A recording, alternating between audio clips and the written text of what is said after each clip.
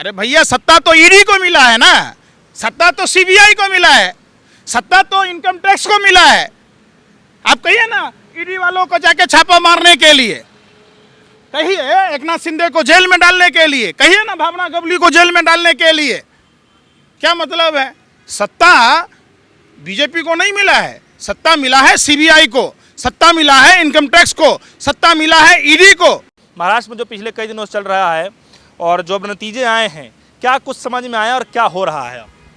एक गलत मैसेज देने का कुत्सित साजिश षड्यंत्र प्रयोग है कि मराठे समाज के लोग हिंदुत्व के नाम पर भारतीय जनता पार्टी को सहयोग करेंगे, भारतीय जनता पार्टी के लोग को मुंबई में वोट करेंगे, इसके लिए उन्होंने कुत्सित प्रयास किया है।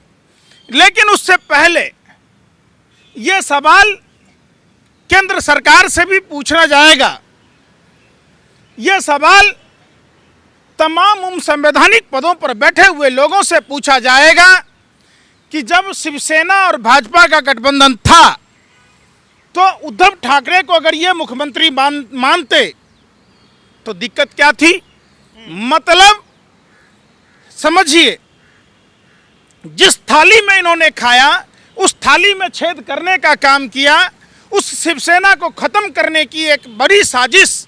चूंकि शिवसेना एक हिंदू विचारधारा वाली पार्टी और बीजेपी क्या है? अरे सुन तो लीजिए, बीजेपी क्या है? बीजेपी को क्या मानते हैं आप? बाला साहब ठाकरे ये तो हिंदुओं के नाम पर जिस तरीके से रावण और कालीनेमी ने भगवा पहनकर कुकर्म किया, भाजपा के लोग हिंदू धर्म के नाम पर हिंदू धर्म के लोगों को गुमराह कर रहे हैं। ये ऐसा कोई सगा नहीं जिसको ठगा नहीं। अगर ये उद्धव ठाकरे को सीएम मानते तब भी देवेंद्र फडणवीस डिप्टी सीएम रहते, ये तो बात उसी समय था। आज देवेंद्र फडणवीस बेचारा कैसा महसूस कर रहा होगा? देवेंद्र फडणवीस का इंदौर के एयरपोर्ट पर इमरजेंसी कैसे लैंडिंग कराई गई जब रात में इंदौर की बंद होती है। ये जो शिवसेना के तमाम विधायक हैं, जिन विधायकों को कभी सूरत, कभी आसाम, कभी गोवा तो ले जाने का जो खर्चा है, जो लग्जरी रूम है, इस सब के पीछे भाजपा का फंडिंग है। और भाजपा के लोगों ने जिस तरीके का कुकृत्य एक फिल्मी स्टाइल में किया है, रियल लाइफ में और रियल लाइफ में अब कोई अंतर नहीं रह गया। जैसा आप फिल्मों में देखते हैं, सब कुछ पर्दे के पीछे रहकर, एक नाथ शिंदे के कंधे पर बंदूक रखकर, और शिवसेना में जो तमाम जिन लोगों के ऊपर भावना गवली, एक नाथ शिंदे जैसे लोग, जिस पर सीबीआई, इनकम टैक्स की जो रेडें पड़ रही थी, ईडी की रेडें पड़ रही थी, अब देखिएगा खत्म हो जाएगा। यही नारायण राणे जब शिवसेना में और कांग्रेस में होता है तो ईडी वहां इलू इलू कहता है, बार बार जाता है, और वही जब बीजेपी में आता है तो उसको मंत्री बना दिया जाता है। वही आसाम का मुख्यमंत्री, हम सुनिए ना, सुनिए, शर्मा जी पर कार्रवाई। दो तलवार रह सकते हैं क्या एक म्यान में? जब हिंदुत्ववादी शिवसेना भी है, हिंदुत्ववादी बीजेपी भी है, तो एक म्यान के अंदर दो तलवार कैसे? तो हिंदू हिंदू भाई भाई नहीं है? नहीं, किसी को तो कमजोर होना पड़ेगा ना। है बात, तो कमजोर किसको कीजिएगा? आप हिंदू हित की बात करने वाले लोग हैं और हिंदुओं को ही कमजोर कर रहे हैं। इसका मतलब साफ है, पूरे देश के लोगों को समझना चाहिए कि ये लोग हिंदू धर्म के नाम पर हिंदू धर्म के लोगों को गुमराह कर रहे हैं और इनका मौका नहीं चलता, अपना काम बनता, भाड़ में जाए जनता। जिस तरीके से शिवसेना का यूज कर इन लोगों ने शिवसेना को गर्त में मिलाने की कोशिश की है, इससे पूरा देश हतप्रभ है। कई सालों से जो है शिवसेना और भारतीय जनता पार्टी का जो, और उसके बावजूद भी जो है साल बाई साल जब भी चुनाव होते रहे हैं तो भारतीय जनता पार्टी का जो है अच्छा खासा प्रदर्शन रहा है, न कि शिवसेना का। तो इसके पीछे कुछ तो कारण होगा, कोई तो राजनीति कर रहे होंगे ना। ऐसा थोड़ी है कि भारतीय जनता पार्टी अचानक। अब समझ लीजिए, घर के भेदिया लंका डाहे, ये गठबंधन में रहने के बावजूद लगातार घर में घुसकर उनके दिलों में बस कर उनकी हर एक कमजोरियों को कुरेद कर जिस तरीके से एकनाथ शिंदे ने जो घाव दिया है, घाव को चाकुओं से कुरेद कर, आप वैसे ही बहुत सारे ऐसे नेता हैं जिन नेताओं को अपने पाले में करके शिवसेना की शक्ति को कम कर भाजपा अपनी शक्ति बढ़ाने का काम किया है। भाजपा को कौन जानता? आप एक बात बताइए, आप बिहार की घटना ले लीजिए। स्वर्गीय रामविलास पासवान जी के बदौलत भाजपा मैदान में आई। उनके मरने के बाद उनके बच्चों के साथ क्या किया? उनको घर से बाहर निकाल दिया, घर से बेघर कर दिया। क्या एक आप ये बात हिंदू धर्म में कहीं है कि आपके नहीं आपके पिताजी, आपके दादाजी नहीं है तो आपके पिताजी को लोग घर से बाहर निकाल देगा? नहीं, फडणवीस की जहाँ बात हो रही है, फडणवीस को लेकर आपके मन में क्या चल रहा है? अभी हाल ही में पार्टी के दायरे में जश्न मनाया जा रहा था और खबरें चल रही हैं कि जो है उन्होंने बाइकआउट कर दिया फडणवीस जी ने, तो इससे क्या समझ रहे हैं? फडणवीस तो बेचारा, फडणवीस कहीं के नहीं रहे। फडणवीस सपना संजोए बैठे थे कि मैं सीएम बनूंगा, और फडणवीस के साथ भारतीय जनता पार्टी के लोगों ने अपने स्वार्थ सिद्धि में जिस तरीके का कुकर्म किया है, वाकई एक कार्यकर्ताओं की हैसियत से अगर आप सोचिएगा किसी भी पार्टी में, तो वो सरासर गलत है। सत्ता तो मिल गई ना बीजेपी के हाथ में। बीजेपी कंधा पर बंदूक रखकर धन उगाही करेगी, चूंकि मुंबई एक आर्थिक नगरी है और चुनावी फंडिंग की तैयारी की वजह से तमाम जो संवैधानिक यहाँ संस्थाएं हैं, ईडी, सीबीआई, आईटी का, सिर्फ चंदा लेने में, इलेक्ट्रल बॉन्ड पर चर्चा करवा लीजिए, ये सब उसी का प्लान का हिस्सा है। शिंदे को आगे लाने का क्या मतलब है बीजेपी का? वो तो अपने नेताओं को भी ला सकती थी, शिंदे को क्यों लाई? सरकार कौन बना लेता? अगर शिवसेना के विधायक नहीं तोड़े जाते, मराठी समाज के लोगों को गुमराह कौन करेगा?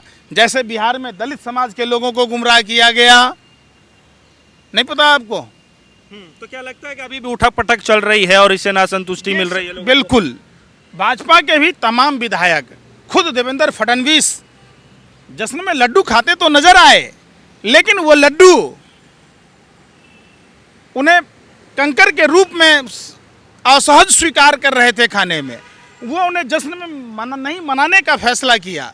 तो आप सोच सकते हैं कि भाजपा विधायकों के लिए इधर कुआं इधर खाई वाली बात है, थूक कर चाटने वाली बात है कि अब वही बात सुने होंगे कि गिरा, ऊपर से गिरा और खजूर पर लाके अटक गया।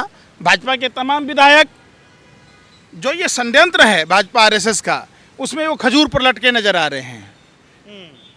लेकिन अभी भी बाजी उन्हीं के हाथ में है। क्या आपको लगता है कि फिर से उद्धव ठाकरे अपनी सरकार बचा पाएंगे? फिर से देखिए, सत्ता में सवाल उद्धव ठाकरे का के सरकार का नहीं है, सवाल है क्या सीबीआई, ईडी, आईटी भावना गवली, एकनाथ शिंदे पर कार्रवाई कर पाएगी? क्या महाराष्ट्र का विकास होगा?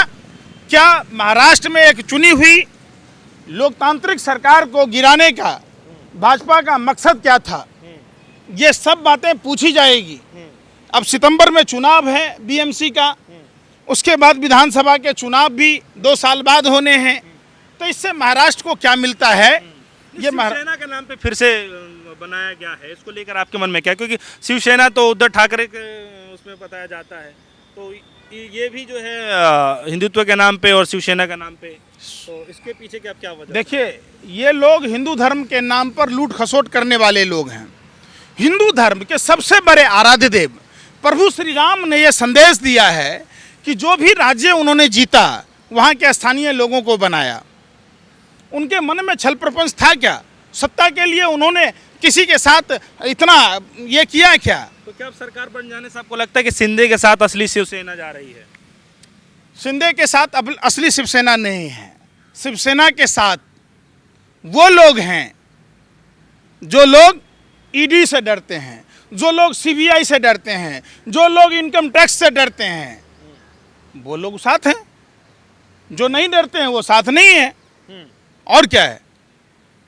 सत्ता बीजेपी को मिल गई, लेकिन क्या आप मानते हैं कि अभी भी खुश नहीं है? अरे भैया, सत्ता तो ईडी को मिला है ना, सत्ता तो सीबीआई को मिला है, सत्ता तो इनकम टैक्स को मिला है।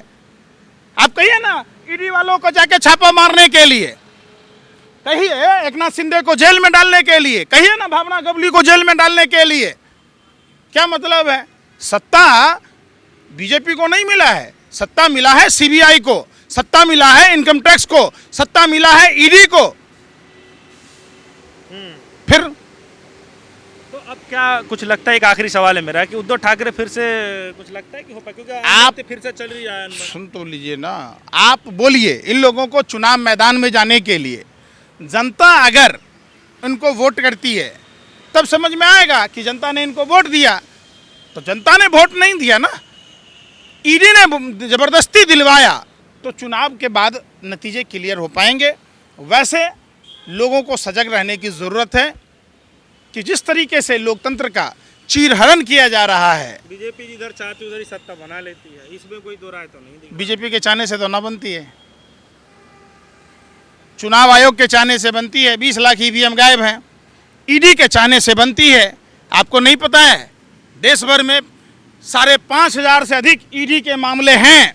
और जीता जागता उदाहरण बंगाल के प्रतिपक्ष के नेता शुभेंदु अधिकारी, जिस पर शारदा नारदा की बात हो रही थी, जिस आसाम के मुख्यमंत्री शर्मा पर ईडी की बात हो रही थी, आज वो भाजपा में मुख्यमंत्री है, बंगाल में प्रतिपक्ष का नेता है। जिस इस्लाम नाम का विधायक बांग्लादेशी होने का आरोप लगाया जाता था, आज वो स्वदेशी कैसे हो गया? आपको नहीं पता चलता कि अन्नपूर्णा देवी पर भाजपा के लोगों ने कितने तरह के लांछन लगाए। वही अन्नपूर्णा देवी आज शिक्षा मंत्री हैं। आप नारायण राणे महाराष्ट्र से देख लीजिए, वो भी मंत्री हैं, तो आपको नहीं दिखेगा। ये सब संवैधानिक संस्थाएं का कमाल है, वरना ये तो वार्ड काउंसलर का चुनाव नहीं जीत पाए हैं।